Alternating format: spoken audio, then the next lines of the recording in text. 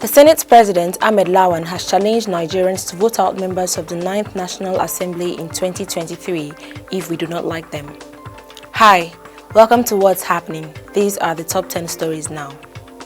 At number 10, the World Health Organization has predicted a spike in COVID-19 cases ahead of the Christmas and New Year festivities, which will witness an increase in social gatherings.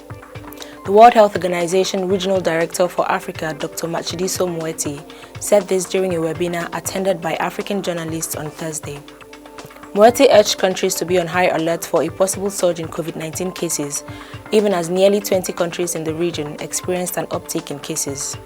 She said, "As we near the time of the year when people get on the move to spend their holidays together, there is a bigger risk of COVID-19 transmission." At number 9, the U.S. state of Georgia has confirmed Joe Biden's win in the state after completing a manual recount of all the ballots cast there in the presidential election. The new results were announced on Thursday on the website of Georgia's Secretary of State, Brad Raffensperger. The confirmation makes Biden the first Democratic presidential candidate to win the southern U.S. state in almost 3 decades, despite his rival Donald Trump's claims of fraud. The recount showed Biden had won by 12,284 votes, slightly fewer than the approximately 14,000 he originally led by. At number 8, the National Emergency Management Agency, NEMA, has said that the distribution of relief items to flood disaster victims was halted following the attacks of warehouses belonging to the agency in the aftermath of the NSAS protests. The Director General of NEMA, Muhammadu Mohammed, said this in a speech while presenting highlights of the agency's roadmap to employees of NEMA in Abuja on Thursday. Mohammed said the hoodlums took advantage of the recent NSAS protest to descend on NEMA warehouses, cutting away relief items worth millions of naira. He, however, noted that although the delivery and distribution process was stalled, some state governments got their deliveries before the attacks.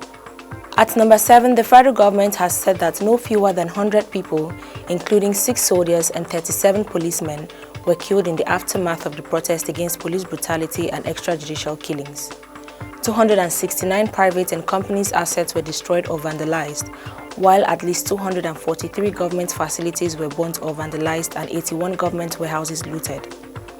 1,957 inmates were set free from 8 medium security custodial centers in 6 states, and 31 employees of the prison service were injured. 196 policemen were injured, 164 police vehicles were destroyed, and 134 police stations were burnt. These statistics were given by the Minister of Information and Culture, Lai Mohammed, at a news conference in Abuja on Thursday. At number 6, the Nigerian military has intercepted a 2 million naira ransom payment to suspected members of the Boko Haram sect and rescued the victims. The Acting Director of Defense Media Operations, Brigadier General Bernard Onyoko, in a statement yesterday, said on November 17, 2020, troops of the 251 Task Force Battalion deployed in Strong Response Area Mulai and acting on credible intelligence intercepted some Boko Haram criminals and relations of some kidnapped persons, making efforts to pay a ransom of 2 million naira to the terrorists. The statement stated, "In a swift reaction, the gallant troops engaged the Boko Haram criminals, forcing them to abort the collection of the payment as well as abandon their captives in the aftermath of the decisive encounter. One Boko Haram and ISWAP terrorist was neutralized, while others escaped with gunshot wounds. An AK-47 rifle and a motorcycle were recovered. The victims, including 2 women and 3 children, were all rescued unhurt." At number 5, the Cybercrime Unit of the Nigeria Police Force has arrested 3 persons for their alleged involvement in cyber fraud. The Interpol National Central Bureau, Abuja, arrested the suspects Chidiebere Onwuka, Ikechukwu Ohanedozie, Ifeanyi Onuegu following intelligence reports from the Interpol Cybercrime Directorate in Singapore on global attacks by Nigerian cyber gangs who engaged in mass phishing campaigns and distribution of malware aimed at stealing authentication data from browsers and email headers. The police also said it uncovered over 50,000 email accounts and websites, including passwords of various individuals and corporate entities across the world.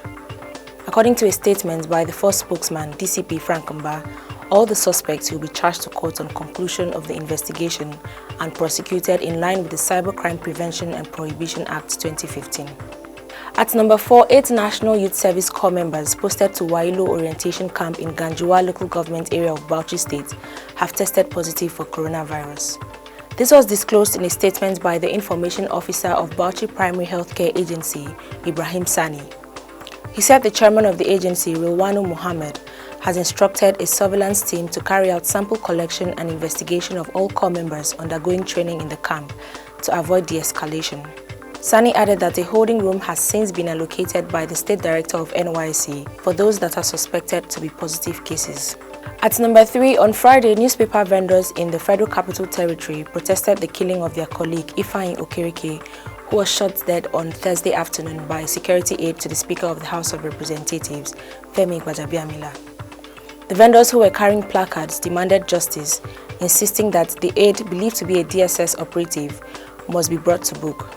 It was gathered that the vendors and other hawkers usually run after VIPs and lawmakers whenever they saw their vehicles at the Federal Secretariat, Abuja. As usual, the vendors flogged the speaker's convoy, but his aide fired a gun and the bullet hit the victim. Gbajabiamila issued a statement later on Thursday expressing regrets over the tragedy and announcing the suspension of the officer involved. Chairman of the Newspapers Vendors Association in FCT, Etim Eteng, said the association would not allow the matter to be swept under the carpet. Meanwhile, the FCT Commissioner of Police, Barachi Roma, has ordered an investigation into the incident. At number 2, the Justice Ayo Salami-led panel probing infractions by the suspended acting chairman of the Economic and Financial Crimes Commission, Ibrahim Magu, submitted the report of the panel to President Muhammadu Buhari today, Friday, November 20th. Members of the panel, headed by the retired Justice and President of the Appeal Court, were at the presidential villa with exhibits in about 4 boxes. Recall that the panel was inaugurated by President Muhammadu Buhari in July 2020 and was given 45 days to carry out the assignment, but the time frame was extended further after the panel requested more time. Incidentally, the probe panel report is being submitted on the same day the pioneer chairman of the EFCC, Nuhu Ribadu, is marking his 60th birthday. Finally, at number 1, the Senate President, Ahmed Lawan, has challenged Nigerians to vote out members of the 9th National Assembly in 2023 if we do not like them. Lawan stated this on Friday at a retreat for top management of the National Assembly Service Commission and National Assembly in Abuja. He urged Nigerians to engage in debate as to what the National Assembly means to them, rather than dwell on jumbo salaries and allowances of federal lawmakers. Lawan said, "We should be looking for value for money. Without the National Assembly or the legislature across the country, we won't have democracy anymore. If you don't like the set of members of the 9th National Assembly, change all of us in 2023. Get better people, but help support the system to function." Always remember to wear your mask, wash your hands, and stay safe. That's all for today. See you next time on What's Happening.